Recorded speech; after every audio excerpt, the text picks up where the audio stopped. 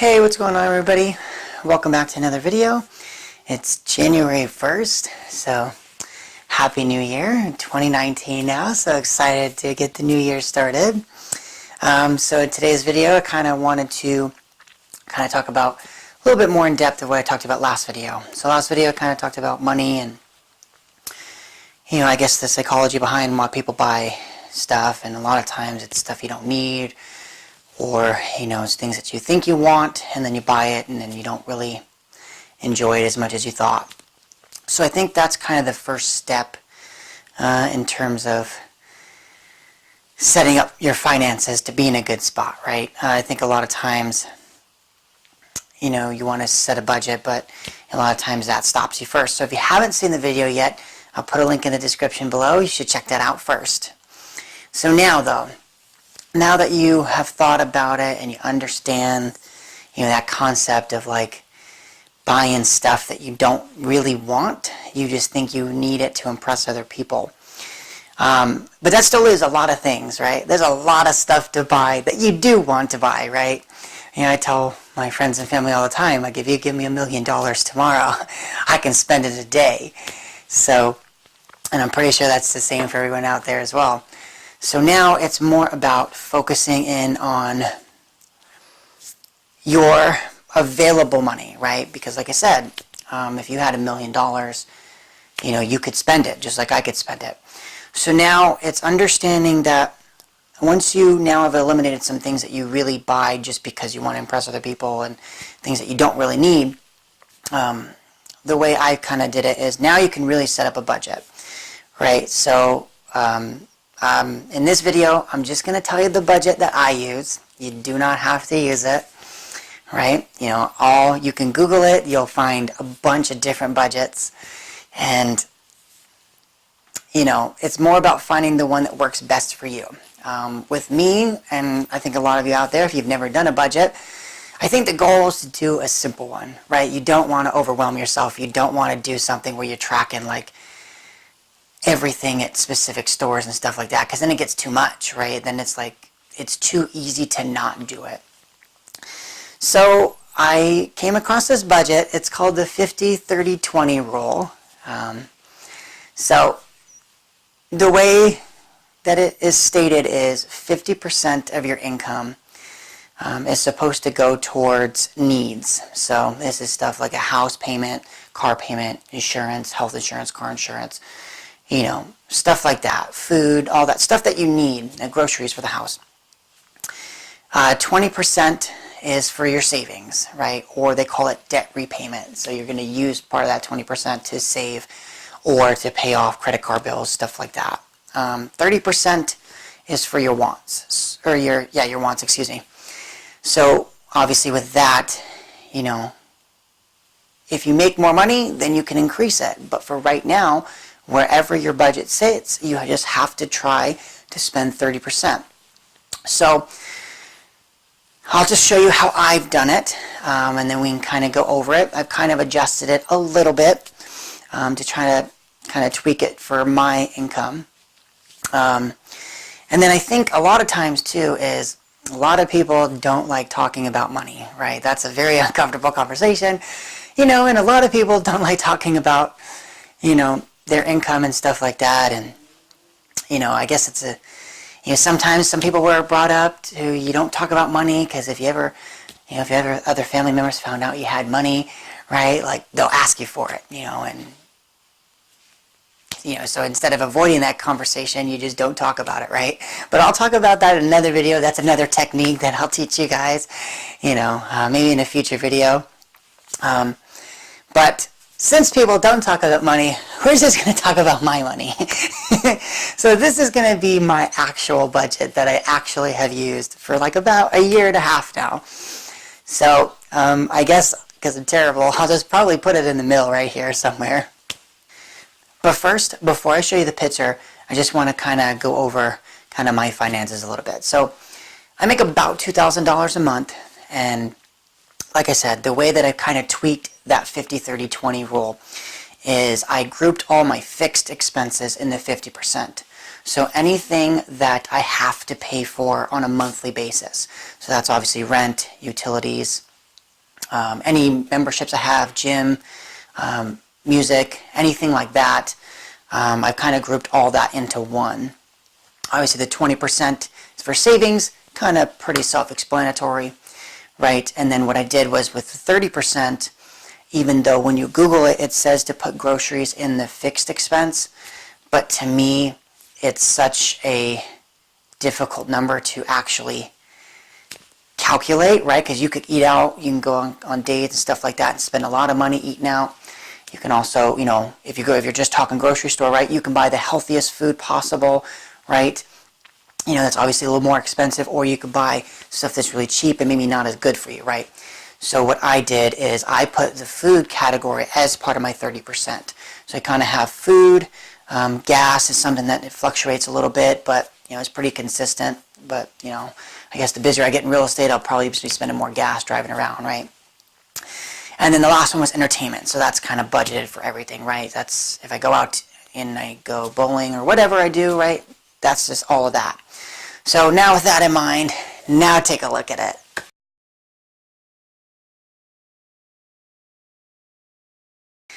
Okay, so as you can see, if you just kind of looked at the totals at the bottom, that's pretty scary. Right? So like my monthly bills are $1,451, right? So that's way over 50%, right? I make $2,000, it should be around $1,000.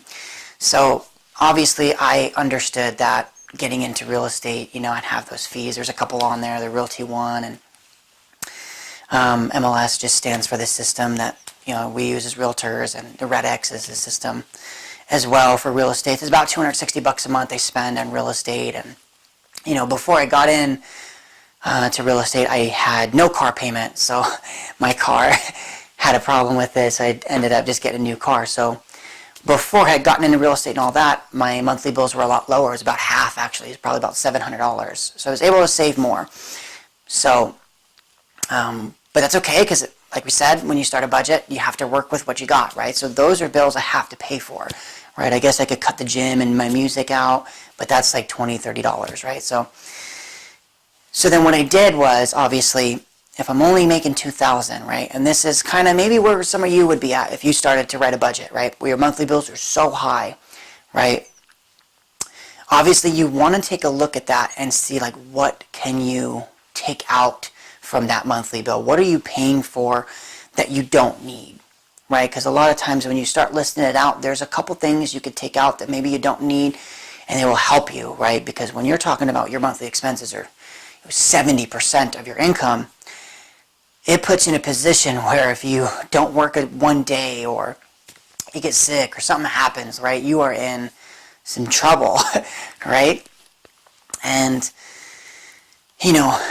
if you're in a situation where you're like, no, Vinny, I listed out all my monthly bills and I have to pay for every single one of these, then you're essentially where I'm at, right? You have to work with what you got. So with that being said, what you do is, or what I've done is, I said, okay, well, I made $2,000, $1,450 is, what I'm spending on a monthly basis, so you kind of really can't save the 20%, right? You can't, because it only gives me about $550 left. So, like I said, I put food, gas, and all that stuff in the wants category, the 30%. So when you're talking about food, I mean, $250 is pretty low, right? It's kind of tough to get by with less than that. So I kind of had to just set that there. So now if I go out to eat, right, if I go on a date or something, I still track that. That's still food. But then I know that the rest of the week I kind of have to eat a little cheaper, right? Make sure I'm eating food that doesn't cost as much money, right? Because that's all I have is just the 30%. With gas, I'm usually pretty consistent around that $150. If I ever spend more, it's usually because I am actually, showing people homes and stuff, which, okay, if I spend an extra $50 extra in gas, I don't really worry about that, because that means I'm, going to get a commission check and make some money in real estate and stuff like that. So, if I end up spending more in gas, I don't really care, because to me it's like, okay, well, I'm doing that for, to make more money at that point. And then the entertainment, as you can see, it's freaking really low, right? So I don't get to do shit, right? But that's okay, because I understand that, real estate is something that's important to me, right? And I know I can make a lot of money doing it, so I have now in that position where I understand that I'm sacrificing short-term I guess you could say pleasure, right? Going out more often, sacrificing that for more long-term thinking, which is, my real estate career, right? The other one that I wanted to talk about on there was the car registration one, right? And you're like, well, that's kind of weird because, like, you don't pay car registration every month. So what I did was I opened up another account. So I have multiple accounts, and one account is just for periodic expenses. So what I do is on the first of the month, $50 automatically transfers into that account. So that's really for anything car related, right? If I have to pay for an oil change or I have to get my car registration, stuff like that. Stuff that's not like a monthly expense, I still save for it like it was a monthly expense. This way, when, for example, my car has 27,000 miles, right? So in 3,000 miles, I'll have to do the 30,000 mile checkup or whatever you call it, right? I'm terrible with cars. So anyways, I'll have to do that, right? And usually that's a couple $100, right? 400, 500, 600, I guess, depending where you go, right? So if I wasn't saving for that 7 months ago, or I think I started maybe 10 months ago, something around there, right? If I didn't start that, then what would happen is, right, I would get to it, I would see it's $600, I'd be like, well, what the hell am I supposed to do now? Like, my budget is so tight, I can't afford the $700, right? So I'd have to grab it out of my savings account, whereas, again, it's another step that I do that kind of just makes my life less stressful, right? Because I'm always saving to pay for those expenses, so I never really have to worry, right? There's nothing that, other than like if something happens with my health or something like that, that it's going to pop up where I'm like unprepared for. And now, thankfully I'm not in that as tight of a position that I'm in, because like I said, I did set the budget up, a couple years ago, about 2.5 now. So when I had set that budget up, then, I did the same thing, right? I set up the budget. I saw that there was things that I was paying for that I didn't necessarily need, so it was kind of stuff that I kind of took off, and as I took it off, it gave me more to save. So, now that I've done the budget, like I said, for as long as I have around $15,000 in my savings account, right? Which is good, obviously, right? So it gives me that cushion of freedom of, like, if I call out or something like that, I don't really worry as much, because even though my budget is tight on a month-to-month basis, I can always, pull it from my savings. But obviously you don't want to, when you start saving, you don't want to just call off and say, oh, I'm going to call off because I have my savings account. That's not what that's for. You're supposed to call off when you actually need it, or something's wrong or something happens or you need it for an emergency situation, right? And, like even for example for myself, right? Like everyone that works with me knows, I joke about it. Like I am on my last and final at work, right? So I kind of joke about it openly. Not in a sense of like, I obviously take the job seriously. So like I'm not trying to get fired, of course. But it's much more stressful if I didn't have the savings, right? Because, I have the savings. So let's just say if I were to get fired, right? I would have two options at that point. I could either, because I have about 6 months worth of income. So I could say, okay, well, I have, an extra 40 hours now. So I can go do real estate full-time then at that point. Or I could get another part-time job and, this way I have a steady paycheck and then, still do real estate during the day and stuff like that. But I would have options, right? I wouldn't just be like scrambling like, oh man, I don't have any income. I have no money in my savings account. I need a job. So now I just have to find the first thing that pays me kind of thing. So sometimes you're in like a stressful situation.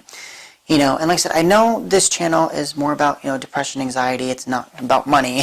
Definitely not about budgeting, but I do think it's an important topic to talk about. Also for you guys out there, right? I know if you guys had some money in your savings account, right, and you wouldn't have to worry, right, it could help you guys, it would help you just feel less stressed, right? If something happens and you need to take a couple days off, you could take days off without those days off kind of, is bad mentally, right? Because you're thinking, oh man, my paycheck's going to be so much lower and I need it all. So it's not really good sometimes. And, I hope this helps you guys. I'll probably stop it here. Don't want it to be too long. It's already, 15 minutes-ish, something around there. But, again, like I said, I love you guys. If you have any questions, anything, just feel free to reach out to me on any topic, depression, anxiety, even about budgeting, right? I'm not a financial planner, but, if you or having a hard time setting it up, or, you're a little stressed out, just reach out to me, and, I'm more than willing to help you, okay? Again, I love you guys, and Happy New Year, right? I hope your guys' 2019 is great. I hope, whatever New Year's resolution you guys made, I hope you guys stick to it. Just one tip on that, for New Year's, right? If you make a New Year's resolution, you have to have a why, right? A reason behind why you want to change whatever it is you want to change. Because, and everyone knows this, right? Once you get month, 2, 3 months into it, it's easy to stop, right? Because then it becomes routine, and if it's routine, you're no longer excited. So you have to have a why, a reason as to why you're doing it. This way, when you're in month 2, 3, and 4, when you don't feel like doing it that day, you just remind yourself of why you're doing it, and then it's easier to push forward at that point. So, again, I love you guys, and I'll see you in the next video. Have a good one. But